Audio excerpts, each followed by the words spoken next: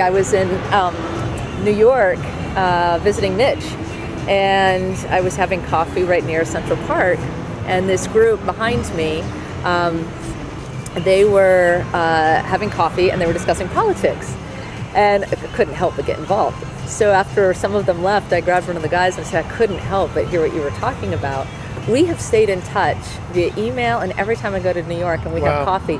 And so in New York City, I had coffee with this gentleman, and now here I am in Southern California having coffee with you. All right. So I think it's a nice combo. And one time you said to me, JJ, you're thinking at the national level. How do you want to talk to somebody at the local level? And I said, no, you've got to have both. Yeah. It's important to have both. Welcome, everybody. We are in Southern California today. I am on my way to Las Vegas, but wanted to stop off and meet with Gary Gerritsen, who I've been talking to via email for a couple years now, actually. And so this was a great opportunity for us to sit and have some coffee, and we just wanted to invite you into our conversation. Welcome to Southern California. I know you've been here. You just got back from Hawaii, and you're going to Las Vegas. Yeah. So this is how many states? This is state 40, so by tonight I'll be in state 41. Wow. I've seen a lot. And a lot that's been missed, I think. I think one of the big stories that stands out to me is being in Alaska. I'm not surprised. We hear about the ice caps melting and the permafrost melting. You can't realize how much that changes people's lives until you're there. Losing the permafrost means they don't have roads. It means their kids are going to have to start going to boarding school. It means that entire villages are now having to be moved at the cost of the taxpayer. Wow. They are being impacted by climate change faster, at an accelerated rate, I should say, compared to the rest of the country. Being present for that helps change the perspective. Yeah, it's not something you can read about, and it's not something you can just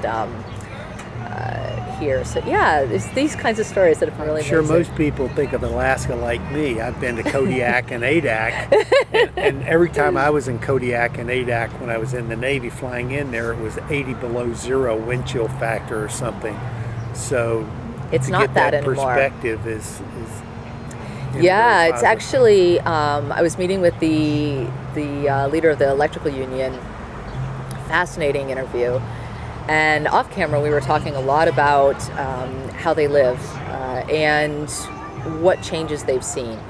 And the gentleman that we were talking with literally could pull their phones up and grab pictures from last year, 5 years ago, and 8 to 10 years prior to that, and they were all completely different of the terrain, because they are seeing that many changes. The one guy was doing, he does paths with his snowmobile. He says, I have to change them every single year now, because the way he called it was that there are holes. No, these are like mini crevasses. They're like 6 to 8 feet deep. Wow. And maybe 20 feet long. So there's no way he can maneuver through these. They're massive, and these are opening yearly. I had a gentleman in a restaurant who said, well, I don't have a home anymore. So what do you mean? He goes, well, it's been overtaken by a lake that never existed before. And in 5 years, this land that I owned, and I wasn't anywhere near the lake, and he showed me pictures, it grew, and it overtook my home. Wow. And then I ended up right after that in a meeting with a bunch of tribal representatives, and they were talking about federal funding, and then they started talking about schooling, and they said, we're so upset because we may have to go back to boarding schools. And I said, why are you going to boarding schools? They said, ma'am, don't you understand? We can't reach our communities. So these are boarding schools that would be more localized. They're more local. I mean, they would still be in the state. But more localized because they can't get someplace. That's right. You would have to come in the time when the road is open, and you'd have to leave your child there until it opens again. And as my head started spinning, I thought, first off, this is terrible for the residents of Alaska. but how much more could people learn in our country seeing how this essentially simulation is playing out in this accelerated rate? Because what happens if I have to move people from Seattle or the islands that are right off there, like Whidbey Island and things like that? What if I have to move all those residents? How much does that cost? And how much does that disrupt life? How widespread is that? I mean, what does NASA say about aerial photographs of, long-term look at that? Where was it 50 years ago, 100 years ago? Do they have that kind of data? So we have some of that data. There's definitely some research scientists in Alaska that are working on it, but it was interesting as I was sitting in that meeting and they were talking all about Native American funding, and I said, absolutely, go after the Native American funding. We should be supporting your culture and all that. However, additionally, you have a wealth of information. Are you all talking to the federal government about this? Is anyone sharing this? Is anyone from the federal government talking to you? No. I heard that particular story over and over and over and over again. I was in Hawaii and they were protesting the 30-meter telescope. Have you heard of this? I am very much aware of it. I have a niece and a nephew on Maui, and they're out there on the front lines of the protest, so I get Facebook So was updates. I. Well, we may have been in the same place. Yeah. And I had a suspicion, and I'm pretty sure my suspicion is right. Started talking to the residents, and I said, how did this come about? Well, the National Academy of Sciences decided that they were going to put this here. No, what was the decision-making process? Well, we don't know. Is anybody from Hawaii on the board? No. Have any of you talked to the executive branch? Well, no, we've been talking to our governor, we talked to Congress, and we talked to our representatives. They don't have any power, though. Are you sure, ma'am? I said, yeah, I'm very sure. Wow. So then I start reading about the history and starting to get a better understanding of this. I am willing to bet that this came down to 10 to 15 people in a room who said, all right, what's the highest point? Where should we put this telescope? Sir, the position is right here. This is our recommendation. Great elevation. Anybody got an no, this looks great. Okay, let's go with it. Play that story again. I'm sorry, ma'am, but that's actually sacred ground. I don't think we can do it there. Okay, do we have another solution? Yeah, we have this other alternative idea. Okay, great. Does anybody have a problem with that? Nope, that's what we'll go with. That's how decisions are made. We assume that Congress has mucked up something. We assume that someone has intentionally created harm. Oftentimes, they're simply unaware. And I kept saying to the citizens in both states, our nation needs you to get involved in the federal government. He said, well, how do we do that? There's a couple ways. You can apply for a job. I said you can get on a board, or there are actually, we're not allowed to volunteer to the government, but you can do a semester of study with the government where the government doesn't pay you, except with college credit, which you may or may not need. And those kinds of programs called the Virtual Federal Service Never heard of that. program. It's actually quite large. It's an impressively done program. It covers 30 different agencies and programs, and you can go on for 4 months and work 5 to 10 hours a week participating in solving a major problem for one of these agencies. In return, you get college credit, and they get your brilliance. And you do it virtually, so you don't have to leave your job, you don't have to move. That's a great program. It's a great program, and think about if we took something like that and expanded it to allow all Americans to have some participation in government. Well, it goes back, the late Speaker of the House, Tip O'Neill, think globally, act locally. But yet, this gives you the opportunity to act locally, serve on your school board, serve on the planning commission, run for city council or mayor, or just, PTA at your school. But this gives you the opportunity to act locally, but also think globally with these kind of programs that are happening, especially if you can do it virtually. Yeah, and I think the big win for people is to understand how the system works. I can't be certain because I'd have to actually make a few phone calls that would be harder, that would have been easy for me to make before, but now would be harder. The TMT, I'm pretty sure you could pick up the phone and just say, hey, you know what? This would be better located here for this reason. It's not actually a hard move. But now here we are with China putting in money and Canada putting in money and India putting in money and private investors putting in money, and now this thing has grown into a giant beast. But if you had somebody sitting at that table who nipped it in the bud right before it ever left the station, you'd be in good shape. And America doesn't understand how the system works. We don't know the game rules.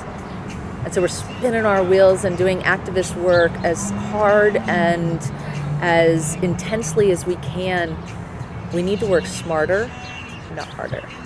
I was in New York City many years ago for the first time with a new responsibility, and I stopped for gas, and I met this young African American who was pumping gas. Right. And one of the things I learned when I traveled is to always talk to people. Sure. You know, what river is that? What mountain range is that? Where's the best place for this or that? Yeah. So he and I started talking, and he made the comment, I have the solution to all the racial problems. Okay. Okay, that sounds It's good. a big one. The big one. And well, he was a PhD student at Okay. NYU, and he was writing about the front porch swing. Okay. And he said, that's how you create solutions to problems. You get people in front of people on the front porch. And he proceeded to tell me how the neighborhood worked, with parents looking over the kids and the parents talking about issues and the police stopping by. He said, we don't have any problems because we have front porch swing. But that's what you're talking about, getting people in front of people, Yeah. getting them involved to where they know what's going on. Yeah. And it's kind of hard to hate somebody that you're swinging on this swing with. Yeah. And but in fact, I wrote a short story about it once called Did The you? Front Porch Swing, but it was about local police work. Right. And why the local police need to do more of that. Yeah. In fact, I don't think it had anything to do with my story, but a number of the police forces locally now do coffees. Really? They just have a coffee with anybody that wants to show up. That's really cool. And that's the front porch swing. Yeah. And it's really made a difference in terms of the, hate the cops and Right. and all that. You need to have positive connection. Yeah. But one of the police officers in the neighboring town of Oceanside said he's had more people come to him and say, you ought to look into that issue. Here's a suggestion for you. But he said they would never do that before. But that's what this program does. Put people Yeah. in front of people Yeah. on the front porch swing. So this gives me this segues to a really neat idea I've had. I 100% agree, and I think we should be expanding this everywhere, right? It's part of what we put in the education plan, that you need to be developing social skills, purposefully developing social skills. There's a reason we have playgrounds, and it's not just because kids run around. It's because they literally sit on a swing and talk to each other. Exactly. Quite literally. So for those who haven't been in the Pentagon, the what do you call it? Where they give the briefings. And so this briefing room, it's actually pretty small, a square, and there's rows of chairs, and then there's like a stage, if you will, with a podium and then a background, and it's very basic, and it goes against everything we know about how people learn. And it's what we call in education sage on the stage. I talk, you listen. The setup in itself means I'm the authority who's going to teach you something, Right. and you are going to see me as the enemy that you're going to attack, and I'll have to defend. And we get in this back and forth. And I thought, what if we changed the whole setup? We got rid of the podium. What if we sat in a circle and we had whiteboards and we had tack boards? The folks who are doing the news media are a wealth of knowledge in many ways. Now, that's not to say they don't spin it. That's not to Right. say they don't sometimes have information that isn't useful. Sure. But oftentimes they actually have a lot of information that we could all benefit from.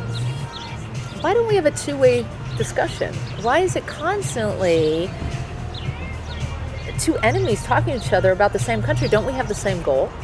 Yes, I understand they want to make money, and the president wants to help the country, but ultimately it's their country too, generally. So couldn't we have some more of a dialogue? Couldn't we have almost, I don't know if I'm getting a porch swing in the Pentagon, but we might we might be able to have more discussions. How about a room of whiteboards? It's done. I love whiteboards, and all they did was put their ideas up, you know. And what about bringing citizens in? Why does it always have to be a reporter who has an agenda? I would love to make the rule that a student has to come with every reporter to be allowed in. And the student could be any age. You could bring me a 3-year-old that says, "Ma'am, I love your shoes. Where did you get them?" And you could bring me a 75-year-old woman who's going back to college and says, "I have a very serious question I want to ask." Bring citizens into the space.